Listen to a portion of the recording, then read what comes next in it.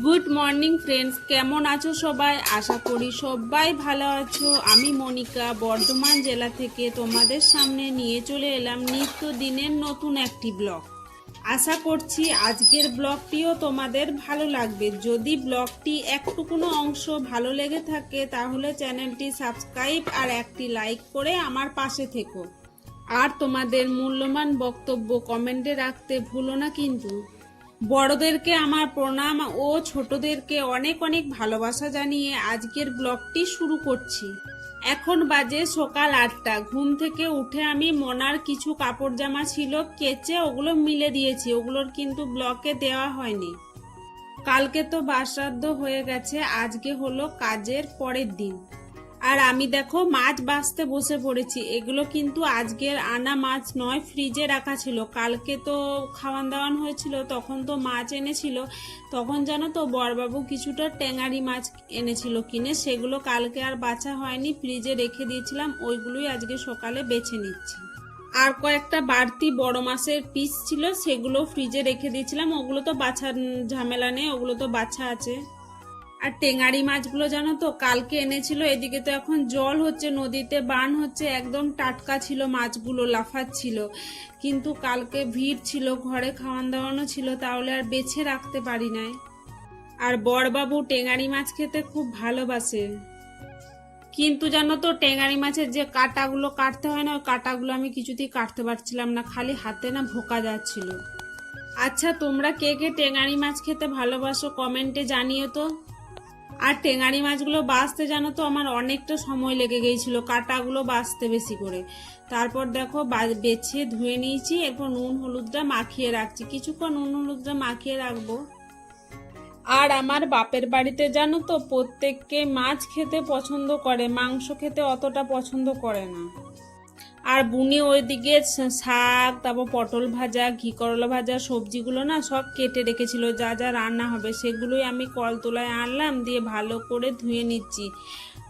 আর এদিকে বুনি দেখছো জামা পরে রেডি হয়ে গেছে, একটু বাইরে যাবে, জামাইবুর সাথে কাজ আছে।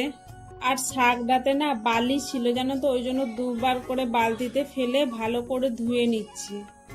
প্রতিদিন রান্নাটা তো বুনি করে, কিন্তু আজকে তো বুনি বাইরে যাচ্ছে, তাই ভাবলাম আজকে রান্নাটা আমি বসি দিই। মা তো বাইরের কাজ করবে, আবার কাজ করে রান্না চাপাতে অনেকটা দেরিও হয়ে যাবে।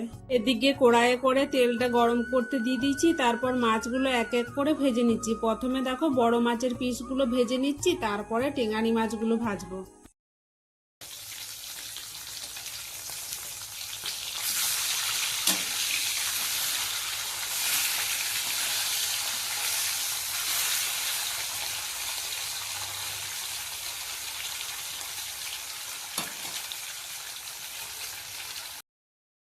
আজকে বাপের বাড়ির শেষ দিন আমার, তাই ভাবলাম নিজে হাতে রান্না করে খাইয়ে দিই সবাইকে। আবার কবে আসবো তার ঠিক নেই, আর সময় আর সুযোগ সব সময় তো পাওয়াও যায় না বলো। শ্বশুর বাড়িতে তো প্রতিদিনই রান্না করি, কিন্তু এই মানুষগুলোকে তো আর ওইখানে পাই না। বাপের বাড়িতে থাকাকালীন দিনগুলো যেন কত তাড়াতাড়ি পেরিয়ে যায় বলো, আর শ্বশুর বাড়িতে থাকাকালীন দিনগুলো যেন কিছুতেই পেরোতেই চায় না। আর জানো তো কড়াইয়ে যে টেঙারি মাছগুলো ভাজতে দিয়েছি না, খুব ফুটছিল, গোটা গায়ে আমার তেল ছিটকে ছিটকে লেগে গেছে। আজকে মোনাও বাড়িতে নেই জানো তো, ওই জন্য আমার কাজটা না তাড়াতাড়ি হয়ে যাচ্ছে, রান্নাটা খুব তাড়াতাড়ি এগিয়ে যাচ্ছে। ওই যে ওর মাসি বললাম না, ওর বাবার সাথে একটু বাইরে যাবে, কাজ আছে, ওদের সাথে মোনাও গেছে। বরবাবু তো মনাকে নিয়ে যেতে চাইছিল না, কিন্তু মনা খুব কান্নাকাটি করছিল যাওয়ার জন্য, ওই জন্য বাধ্য হয়েছে মনাকেও নিয়ে যেতে। এদিকে আমার মাছ ভাজাগুলো হয়ে গেছে, তারপর দেখো পটলগুলো ভেজে নিয়েছি। পটল ভাজা কিন্তু আমার হয়ে গেছে। তারপরে ঘি করলাগুলো ভাজতে দিয়েছিলাম, ঘি করলা ভাজাগুলো হয়ে গেল। এরপর যে মাছের একটু তেল ছিল, কালকে যে বড় মাছ এনেছিল ওই মাছটার কিছুটা তেল ছিল, ওই তেলটাই আমি আলাদা করে ভেজে নিচ্ছি। ভাজাগুলো তো আমার হয়ে গেছে, তারপর মাছগুলো দিয়ে আর একদম কম মশলা দিয়ে করছি। এদিকে আমি কি কি ভাজা করেছি দেখো, ভেন্ডি ভাজা, ঘি করলা ভাজা, পটল ভাজা, মোনার জন্য কিছুটা মাছ ভাজা রেখেছি, আর এই যে মশলা দিয়ে মাছটা করেছি। আর এখানে দেখো মাছের তেলটা ভেজে রেখেছি। আর এদিকে দেখো পেঁয়াজ, তেল, লঙ্কা খড়িয়ে রেখেছি, আলু ভাতে ছানবো। আরও হবে জানো তো, ডাল হবে, আমরা টক করেছি। আর শাকটা কড়াইয়ে ভাজা হচ্ছিল, প্রায় দেখো শাকটা ভাজা হয়েই গেছে। আর একটু নেড়ে পরে শাকটা নামিয়ে নেবো তাহলে। আর এটা হচ্ছে কলমি শাক ভাজা করেছি আজকে। এখন বাজে 2:02, রান্না বান্না খাওয়া দাওয়া কমপ্লিট, মোনাকে খাইয়ে চান করিয়ে ঘুম পাড়িয়ে দিয়েছি। আর এদিকে দেখবে আবার বৃষ্টি আরম্ভ হয়ে গেছে। বেশ কিছুদিন হলো বৃষ্টি হচ্ছিল না জানো তো, আজকে থেকে কিন্তু আবার বৃষ্টি শুরু হয়ে গেছে।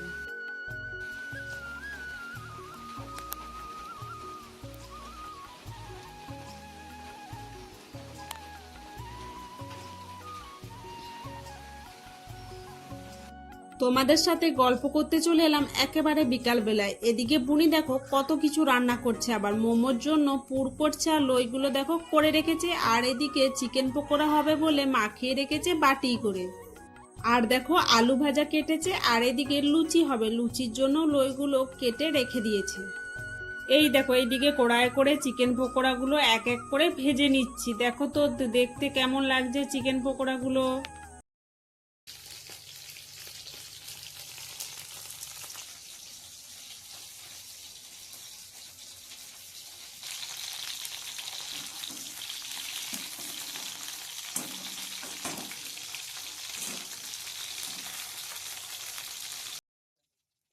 এদিকে বুনি দেখো মোমোগুলো একবারে বিলে পরে রেডি করে রাখছে, কিন্তু দেখো সেরকম করতে পারছে না। মানে বেশ কয়েকবার ঘরে করা হয়েছে, কিন্তু শেপগুলো দিতে জানো তো পারছে না ভালো করে।